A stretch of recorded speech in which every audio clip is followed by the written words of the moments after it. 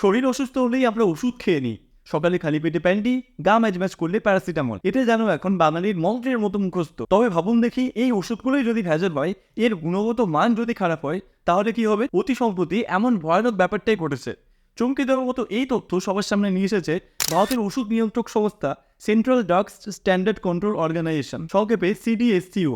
এই বিষয়ে তারা সতর্ক করে দিয়েছে সকলকে। জানা যাচ্ছে প্যান্ডি, ক্ল্যাবম 625, প্যারাসিটামলের মতো বহুল ব্যবহৃত 50টির বেশি নির্দিষ্ট ব্যাচের ওষুধকে not of the standard quality বা এনএসকিউ বলে ঘোষণা করেছে সিডিএসসিও। প্রসঙ্গত উল্লেখ্য, প্রতি মাসেই সিডিএসসিও গুণগত মানের দিক থেকে খারাপ ওষুধ ও জাল ওষুধের তালিকা প্রকাশ করে।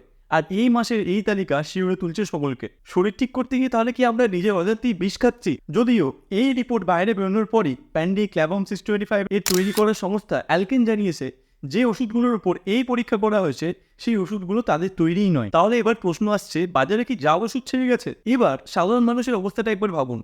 প্রশাসনকে এই বিষয়ে কঠিন পদক্ষেপ নেওয়ার অনুরোধ করছি। ভিডিওটিকে এখনই শেয়ার করুন আর সকলকে সচেতন করে দিন।